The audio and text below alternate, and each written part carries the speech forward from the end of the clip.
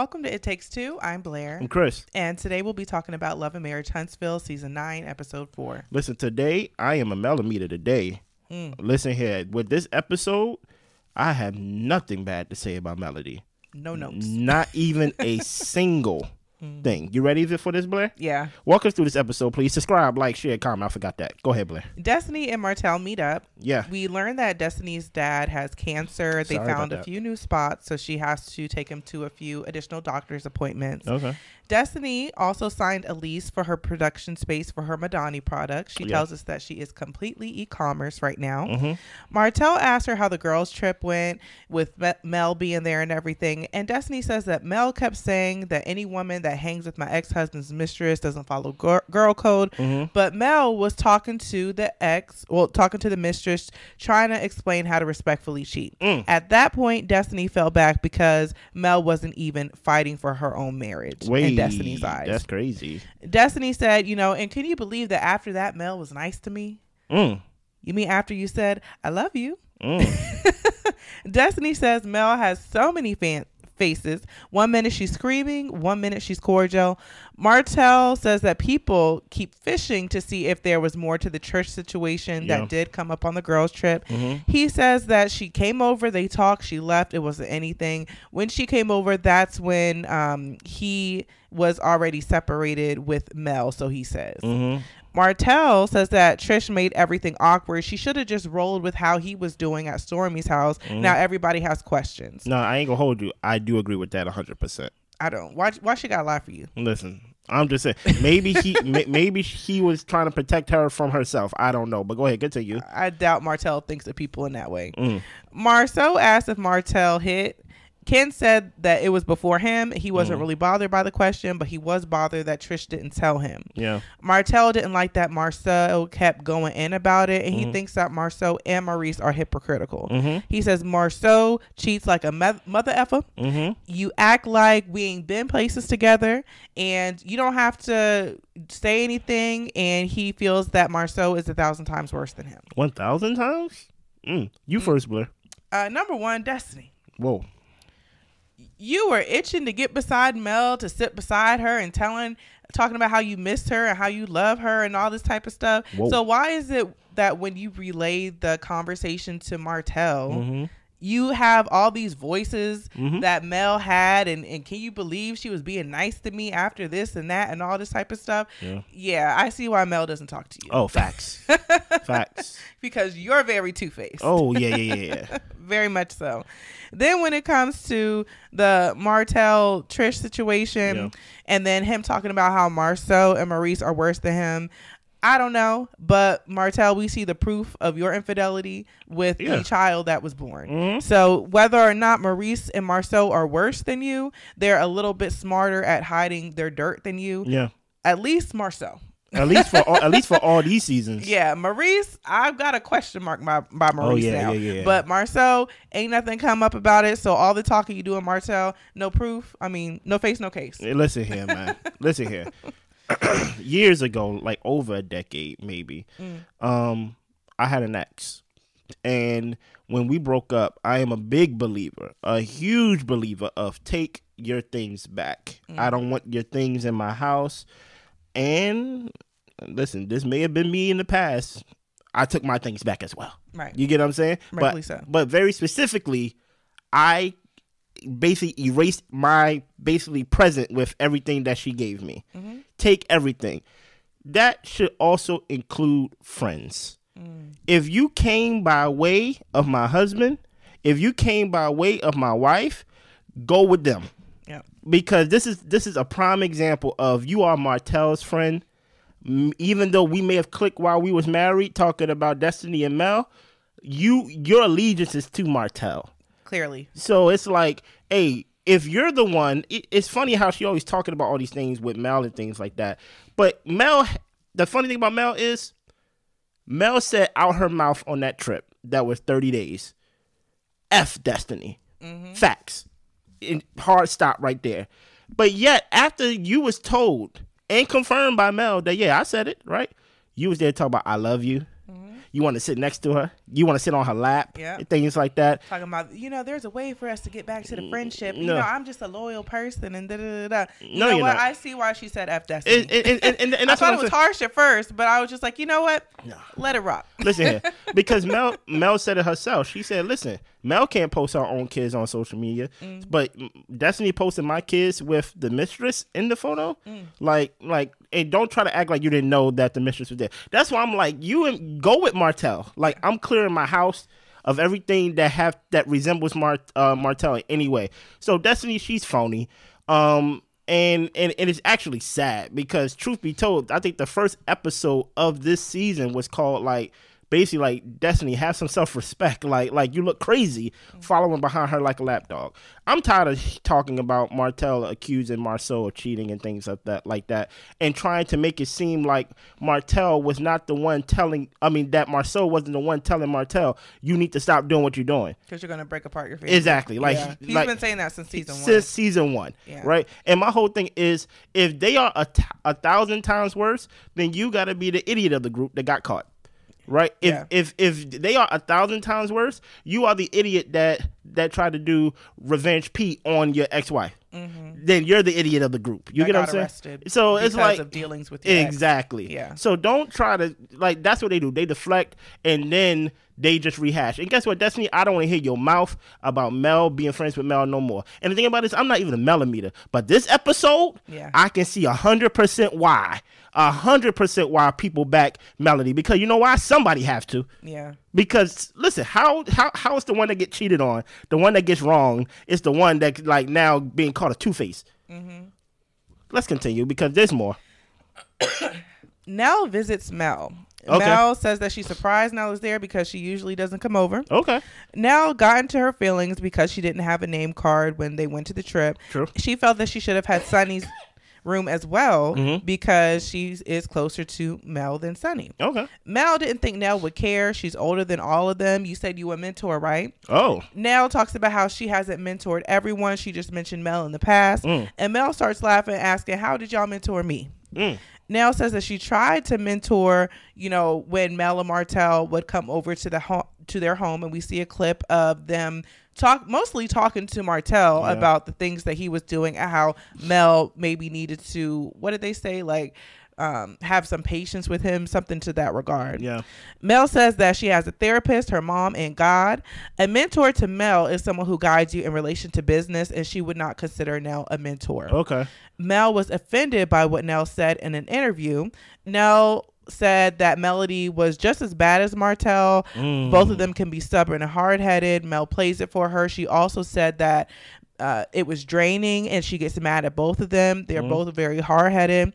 And Mel asked her, is this what you're saying about a friend? Mel says that she doesn't bother Nell at all. Nell explains that Martell is draining. Everybody knows how I feel about you. Nell apologizes for that. Mel wishes that Nell would have kept the interview to herself. And whenever somebody asks you about my situation, it'd be best if you say no comment. Come on. Nell agrees that is what she will do in the future. One question before I let you go, Blair. Yeah. Do you agree with Mel's definition of what a mentor is? Someone that's only in the business aspect? No. Okay. No, I don't. Do you want to get into it now or later on? Now. Okay. Now. I get where Mel's coming from. Okay, help me. Because when it comes to mentoring and counseling, I think a lot of it has to do with correction and guidance. I think that in Mel's marriage, Martell was the one who needed a lot more guidance.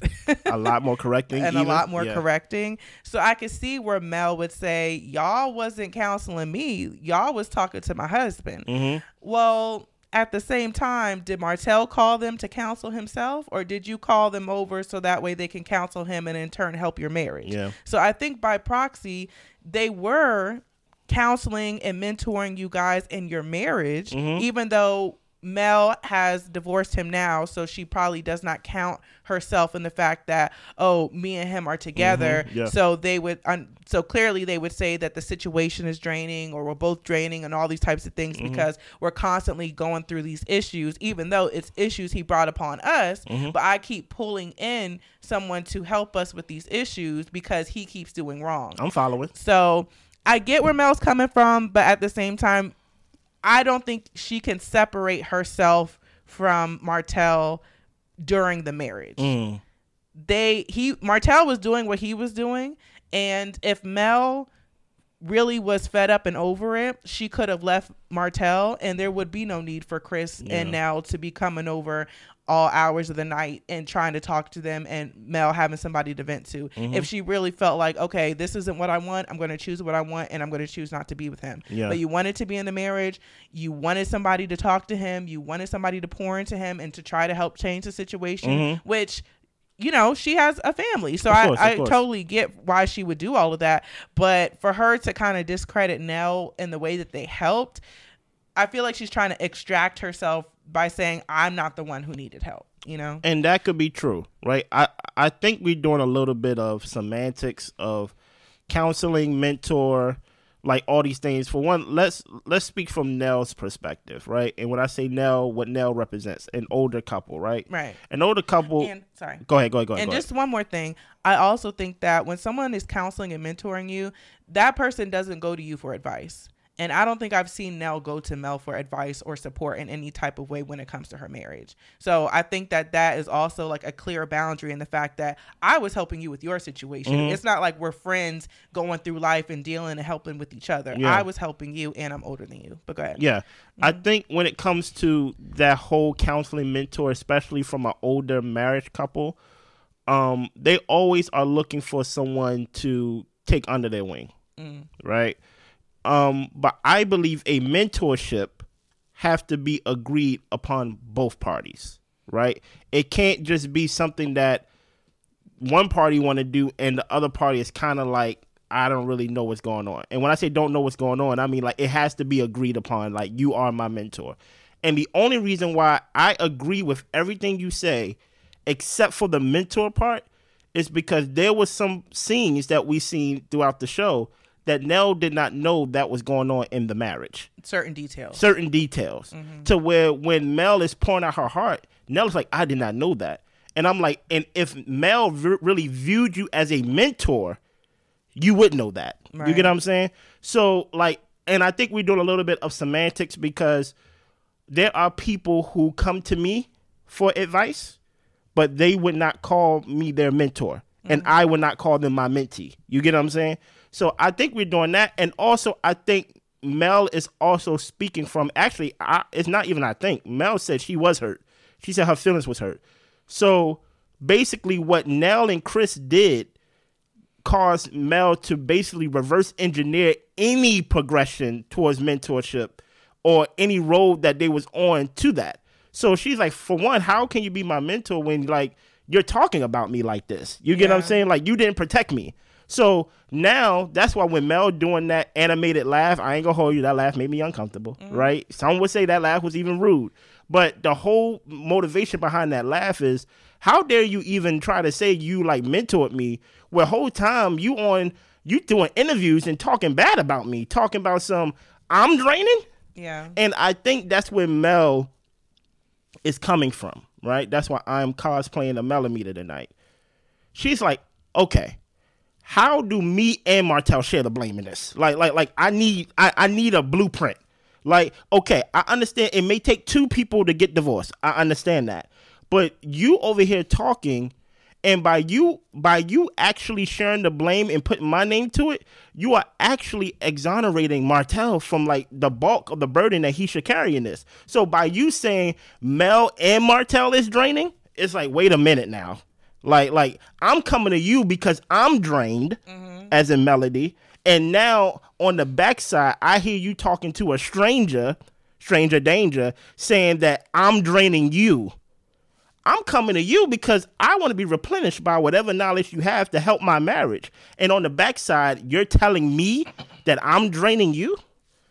You're not my friend. And I think Mel is trying to show us a clear line because she came with the receipt. And now, listen, tongue-tied, the cat caught her tongue real bad.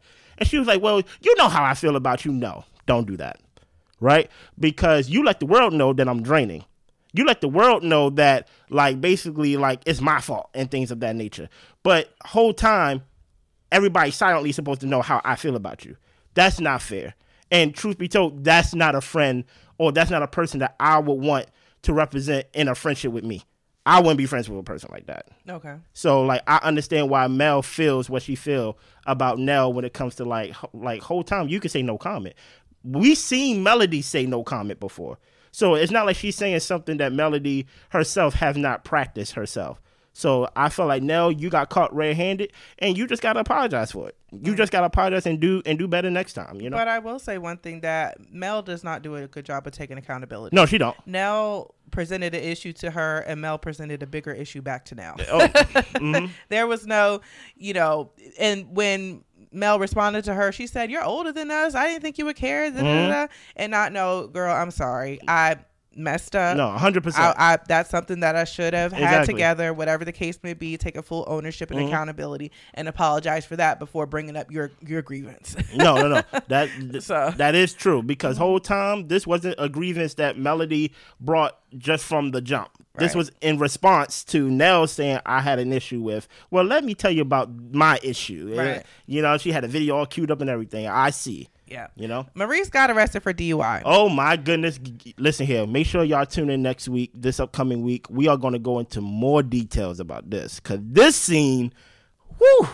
Yeah. This scene. Yeah, you are. I feel so vindicated. Fire. I feel so vindicated, because if y'all been following us when it comes to Maurice and Kimmi, when I be talking about them, when I was on Maurice's head top, when I was on him doing her whole chemotherapy thing, and I wouldn't let my foot off his neck, I feel so vindicated, because so many things came out that this is way more than a DUI. Truth be told, the DUI part is actually the least interesting part of the whole ordeal. Yeah, he can't really talk about it, but there's a lot to talk There's a about. lot. Go ahead, Blair. I already said too much. So the first person he called from jail was his wife. Of course. He plans on letting the courts handle the situation, and Kimmi was shocked. Yeah. They're asking, well, first Kimmi asked him how he's doing, and then he asked her how she's doing, and she said, this ain't no tit for tat. Thank you. Don't deflect. You the one in the situation. How are you doing, sir? Come on. Maurice tells her that the hardest thing was calling her. He didn't want her to have to experience any type of worry in regards to him. Kimmi thought that he went to work and was asleep at work. Whoa. But she went to the office. He wasn't there. She didn't know where he was. And she asked him, and she wonders if he's always going to be forthright with her when it comes to the relationship. He gives her certain information, or enough information, she says, to protect her. And then he holds a lot of stuff to himself, and she tells him, I can't help what I don't know. He tells her that her picking him up was help enough, and he doesn't think, or doesn't see how she can help him in any other way. Wow. Kimmi says that she's there for him, he's there for her, and she is going to trust the process. Maurice explains that a lot of people will be disappointed, and he's already been convicted in the court of public opinion, but it is still an active case. Definitely in my court. Yeah, you're right. Yeah, thoughts? Scroll back up, because I need to see the notes, so okay. I can attack line by line. First of all, she comes in, they coming into the kitchen table, and she asks him, how are you doing? Right? He tries to make it a question to her. And that's why I'm like, oh my goodness, Maurice, you're not even slick with it. Yeah. You get what I'm saying? Why can't you answer her question? Exactly. Why can't you ask, like why can't you answer, how are you doing? And then to make it seem like this is the, oh, woe is me approach. The whole, like, the hardest thing for me to do was to call my wife. You know why it was the hardest thing to call your wife? Because your wife thought you was at work. It has nothing to do with, because he tried to make it seem like she's been through so much. She's been through the cancer. She's been through getting over that and being victorious in that. And basically, I don't want to put so much burden on her. No, you lied to her. And guess what? And when I say, Blair, I'm down in central booking, right? She could be like, how do you get to central booking when you at work? Right. Or where you told me you were supposed to be. Right? So off top, don't try to make it seem like, oh, the hardest thing for me to do was to put that burden on you that I was in jail. I stop right here just in case you have something to say, because I can go on, and if in the way I'm feeling right now, you may not talk for the rest of the night. So that's why I'm like, I want to do line by line. I feel like we should just have a Chris show. No, I'm about to say I could go for 30 minutes on this. Go ahead, Bliss. Share me with your opinion so far. Yeah. My thing is like very quick, short, straight to the point. Okay. Maurice isn't honest and open with Kimmi. Kimmi knows that. Kimmi's not a dummy. And Kimmi is, I feel like, taking into account what he's choosing to say and choosing not to say. Yeah. And I think that is not going to be good for their marriage. I think that Kimmi loves Maurice, and I think that they love each other, and I think they want to be in this marriage. But with Maurice not being forthright, and for her to even bring that up to him, clearly that's an issue. Yeah. And it seems like it's come to a head, because here you are getting arrested in the middle of the afternoon. I'm driving to your work. You're not at your work. To me, it sounds like usually if you haven't come home or something like that, that's where he usually is. And she goes to where he usually says he is, except he's not there this time. What other times has he not been there, and she just didn't drive down there to see? Every time. So it's concerning, and I think that's why Maurice is very picky and choosy about what he wants to answer, even as small as "How are you doing?" Come on, Blair. Because he doesn't want to reveal anything, not only to the cameras about the case, but to his wife about his whereabouts. So, yeah. Should I go deeper? Or should I save it for? Well, let's get through the episode. Should I save it for Tuesday night? I'm trying to think, because it's so ironic. Like, this guy that was basically pressuring his wife's appetite for sex, right? Pressuring in it. She's telling him verbatim, "Hey, the medicine makes me feel this way. I don't want to feel this way, but the medicine makes me feel this way." And it's almost as if it's like, the very fact that Kimmi can say out her mouth, which I'm like, you hit the nail on the head when you say, oh, Kimmi knows. Yeah. She knows, she ain't dumb. You get what I'm saying? She's like, I feel like you are not forthright with information about your whereabouts, or just period. Right. And you trying to use it in the sense of, I'm protecting you. But whole time, you're not protecting her. You're trying to protect yourself. Exactly. I will go into more details next week. Look out for that video from us, okay? Because this was wild. The DUI, I don't care about that. But this, I feel vindicated. Ken and Trish are cleaning out the garage. Facts. Trish wants to throw a celebration for the kids' accomplishments. Yeah. She goes through a few of the cast members she wants to invite, and she mentions the Scotts. She was shocked to see that Maurice got arrested. They didn't end up reaching out to them because they didn't want to overstep. They don't really know them that well. They're just getting to know them, so they didn't want to kind of blow up their phone asking about the situation. Trish says that they are going to invite Marques, the kid's dad. Ken thought it was weird at the son's graduation. Marques came up to Ken and thanked him for coming. Ken says, we paid for all of this. And Ken was going to be here regardless. They even gave Marques gas money to be there. Wow. Ken thought that the dinner would be a fresh start, but Trish said that it seems that Marques didn't expect the separation to go this far. Yeah. They were supposed to get the papers notarized. He was supposed to come down so they could do it together, and he never came. Ken explains, when they get this divorce, he's not going to be able to hinder certain things. They have a lot of blessings and a lot of things that they want to do. Even Ken wants to get down on one knee and propose, and that's something that he will be able to do, and they could get married once they get the divorce. I don't hear Trish nodding or agreeing, but she's sitting there looking at him while he's talking about a proposal. Here's my thing. I don't think on Trish agenda board is marrying Ken. I don't think so either. That does not mean she don't like him. That does not mean that she don't love him. That don't even mean that she don't appreciate things that he does for her in the house. Or wants to be with him. She probably likes being with him. Right? But because in some way or a lot of ways, he makes her life easier. Yeah. Right? But if he want to marry her and she's not looking to be married, then she's using Ken. Yeah. Like that, just point blank period. I understand where Trisha's coming from, where he was supposed to have the responsibility of coming back up to getting things done. Listen here, I understand, like, you may have to track him down, but if you really wanted this divorce, Tricia, I feel like you will be a little bit more heavy-handed in making sure that divorce get done. And I think they even mentioned something along the lines of maybe getting lawyers involved so they can get this thing moving forward. And Trish said that she really hopes that they don't have to get the lawyers. No. It's been years. And that's why I'm like, I don't think she want to marry Ken. Yeah. Right? Bro, you don't have gas money? You don't even have gas money? And then you go say, thank you for coming? Thank you for being here? I can understand how Ken was like, what's that supposed to mean? Yeah. You know what I'm saying? That's weird. Yeah. That's all I got to say. Nell and Chris go to a dance class. Okay. Nell fills Chris in on the conversation she had with Mel. Yeah. And Nell was saying that this situation was draining, but Mel took it as she was saying that Mel was draining. Stop. No, you said they're draining. Yes. don't do that. Yeah.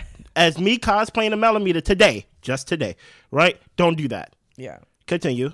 Nell says that she will not speak on him anymore, and Chris is like, "Yeah, we never speak on him. Chris, you don't speak on him." Yeah. Nell no spoke on Nell him. Be speaking, spoken, speaketh, all the and above. Chris knows his wife just be talking. Chris knows his wife just be talking. Anyway, when it came to counseling, they did spend a lot of time with them. Nell talks about how she took in what Mel was saying, but after she left and really processed the conversation, she was thinking about how she spent countless nights at their home dealing with them and their situations. And if that's not mentoring or counseling, then she doesn't know what it is. Yeah. We see a clip of Mel opening up to Nell and crying about her struggles in her marriage. Nell says that she counseled them both when her mother was sick. She would leave her home where her mother was to be with them in order to help them through whatever issue they were going through. To be on the phone too. Mel gets mad when Nell tells her how she feels, and Nell feels that Mel does not want to be held accountable. They do touch on Maurice's DUI arrest. Yeah. Fletcher was shocked, and he asked Nell how she feels about that, since she said at one point that she doesn't like seeing black men in jail. And Nell says that anyone who has done the crime needs to pay the consequences, and then they have their dance lesson. That includes Martell, you know. Yeah. So and that's what I mean when I say people wide mouth, because they talking out of both sides of their mouth. You criticize Melody for basically saying that you try to put a black man in jail, and then she have to tell you, and it's crazy that she has to tell you, now you're online, and how I know that you're online, you did an online interview with somebody. You can look online and see why Martell got in trouble. You get what I'm saying? So you don't want to see a black man get in trouble to where he goes to jail, but now you say if he did the crime, he got to do the time for Maurice. Whatever.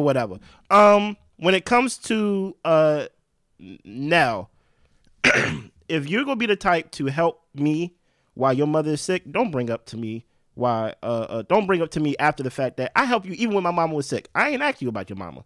You get what I'm saying? All due respect. You get what I'm saying? Or disrespect, however you want to take it.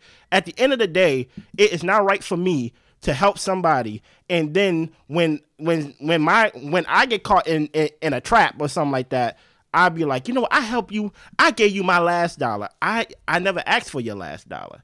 I never asked for your last help. I never asked you to stop helping your mother to help me and things like that. When you said yes to helping out their marriage, that was your yes. Don't try to make it seem like, well, you know, I did all this for Mel. But I understand, to Blair's point in the last scene, or last scenes even, was that Mel don't like taking accountability. That is fair, right? But let's not combine the issues and things like that. Nell, you was wrong. You get what I'm saying? And you got to stand in that. And guess what? Mel was wrong for not taking accountability, for at least acknowledging, like, you know what? You felt this way. I apologize. Yeah. You get what I'm saying? You have anything to add on the scene? Yeah, my only thing is that I think Nell is fair to kind of feel like Mel's comment about them not counseling or mentoring her was a slap in the face. Okay. Because if I spent countless times on the phone at your house, inviting you to my home, I mean, if we're really friends, I don't need to talk about your marriage issues every time we hang out. That's true. Like, if we're really friends, you don't need to drag your husband to talk to me, even though he doesn't even want to be here. That's not just that we're all hanging out, getting together to have fun and spend time together. This is a counseling, mentoring type of environment. Even if you feel like, or even if there isn't much to counsel you on, Mel, because you're not the one breaking down the marriage, you are the one who helped to set up the meeting because of the situation in the marriage that you are in. Yeah. So I just feel like Nell has a little, with all the time and energy that Nell and Chris have put into Mel, I felt like it was a bit of a slap in the face for her to say, like, you know, I got my mom, I got Jesus, and I got my counselor. Like, I don't need y'all for nothing. And I was just like, then what were we doing at your house? Why are you calling us over? I know Martell wasn't making the calls. He definitely wasn't. You know what I'm saying? But like, but to your point, Mel said it out her mouth that her feelings was hurt, and now she's looking to basically say, our relationship was nothing from the jump anyway. That's basically what Mel is doing. You get what I'm saying? Yeah. Mel is having an event to give back to the community. Shanita is there to support. Yeah. Mel talks about how she is more generous with her time and money than the other castmates are, and she is not interested in being friends with people like that. Wow. Nobody else showed up to her event. When Maurice got arrested, Mel did not text him. After he got arrested, like the day after, he was online partying with the liquor bottle and people were posting free Reese online. Mel shares that she lost her grandmother to a drunk driver. Craziness. Mel explains that they've always been, when it comes to Maurice, like the guys, like they've always been like partiers or whatever, but Maurice has always been the most immature. And she says, now you want me to listen to you like you're a leader in the community. She hopes that when she sees him, she better not hear no long speeches or reprimanding of him trying to tell people what they need to be doing. Mel explains that the group let her down as far as living up to their potential. Multiple people have mugshots on the show. Multiple. We got Martell, Maurice, and Destiny. They are not hitting the standard of black excellence as they intended when they started the show. Listen here, man. The worst person to give a leg up on you is someone like Melody, boy. Because at the end of the day, Melody did not tell no lies. No lie. She did not tell not a single lie as I'm cosplaying a Millimeter today. You get what I'm saying? The fact that this group is not living up to their potential. What this show is in season whatever, right, is not what this show or what we invested in season one. It was a fresh start.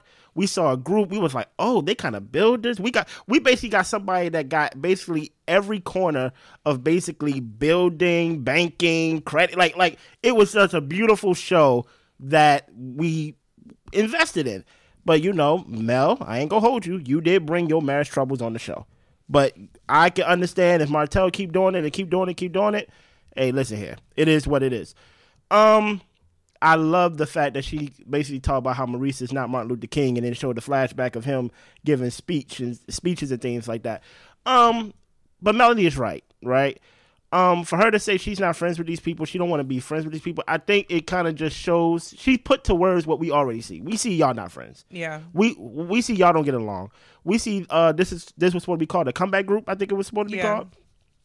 There's nothing to come back from. There's nothing that they can do together. And it's kind of sad in a way because I think we are kind of reaching our end when it comes to this cast as a whole. It's only a certain amount of times or a certain amount of seasons that Carlos can do where the cast genuinely don't like each other. You get what I'm saying? Eventually, the show will be affected. What is your thoughts on this last scene that Mel was basically talking about how she gives to the community, that they don't do as much as she does for the community and just the whole... No, she was saying for her. Like, she goes to support their events and they don't come to support her stuff and, you know, aren't reciprocal when it comes to the support. Well, put it like this. You know Tricia wasn't going to come because she ain't getting kicked out nowhere. So, like, so we could take Tricia off the board. Yeah. No, Mel absolutely has a right to not trust these people. Yeah. I mean, they... Honestly, even though Tisha and Kimmi were supposed to be like her good girlfriends from season one, they were like making jokes and trying to say she was extra and all this type of stuff. Yeah. And I felt like at the beginning, Mel was a lot more, how do I say it? Softer when it came to them. She was a lot softer. She really was trying to show Tisha the ropes and show her that she can get out and be the woman that she wants to be. And even when Kimmi was going through her health crisis, Mel was a very big support to her as well. And I think that Kimmi and Mel has always kept like a respectable relationship, but Kimmi is part of the Scott group, you know? And if you step out of line with the Scotts, Tisha's gonna have an issue. And I don't think Kimmi feels like dealing with Tisha. No. That's 200% fact. Yeah. So the thing is, Mel knows that she is not top priority in anybody's life when it comes to the cast. So she is not going to invest her time, her energy, her friendship into these people who are not going to consider her in the same regard. And I respect it. I respect it. And the thing is, I like Mel on the show, but it may be time for Mel to move on. But that's the thing about it. Mel ain't going nowhere. She's like, y'all not gonna kick me off my show. Yeah. Like that's y'all not gonna Mariah me on Married to Medicine. We are doing Married to Medicine this season. But let me take off my Millimeter crown because I'm done cosplaying Millimeters now. Okay. I'm gonna be Chris now, right? Mel, I feel like you do a lot of playing the result, meaning that when they don't come to support you, right? It's easy for you to say, look, they don't support me, but I go to their events, right? I don't know how many invitations you sent out, right? If you're not friendly to me throughout the whole time, don't come. Like, if you're not friendly to me, if you're not willing to give up your time as a friend, then don't ask me to give up my time for your community outreach. That's how I feel, and things like that. Because I can serve the community myself. I don't have to serve it through you. So I think because they are not friends, they are not willing to give up their time to help Mel with her community outreach. It is not, hey, because they don't help me with my community, we are not friends. No, we're not friends. And because we're not friends, I'm not going to give up my time for you. And that's fair, right? Well, Mel did things with the, what was it? The expo? No, she did. She not show. Speak, but she showed up to the meetings and she gave her advice and her feedback. Stop it, no, Mel. That doesn't count. No, okay. Mel was there basically like, so what are you gonna pay me? Well, the thing is, she was the one who gave them the idea to get booths and to get people to pay to be there. No. We're not counting the expo as Mel being there to support. I'm sorry, I'm not, because during that time, Mel left. She didn't even stay for the whole meeting. Yeah. So it's so like Mel. Well, I'm saying that's more than they did. No. I'm not doing that. Count it at all? I told you my cosplaying helmet is off now, right? The whole point is Mel always made it seem like, as I'm gonna use that expo example, that hey, my time is more important than y'all time. So I'm gonna come here 5 minutes for y'all know me, but I gotta go. You get what I'm saying? So my thing is, I don't know, as you basically say, Mel, you don't want to be friends with people like this. But I think it's the other way around. I think because y'all are not friends, they are not willing to give up their time to help you with their community outreach and things like that. Okay. And I think all of y'all need to just repair y'all friendship. And I think, me personally, I don't know. I have no type of like way of knowing. Next season, if they show anything or any type of remembrance to Kiki, I think that may be like the kumbaya moment to bring people together, because it's one thing to have people off the show. It's one thing for people to leave the show, but now we having people like passing away. I don't think that's going to change. You really don't think so? Not for Mel. If I was Mel, that wouldn't change anything for me. Y'all have done what y'all done to me. I don't know, man. Why would I can be cool with y'all the way that she's doing it, but Def is weird, man. But the thing is, like, why would she allow people who she doesn't trust into her life?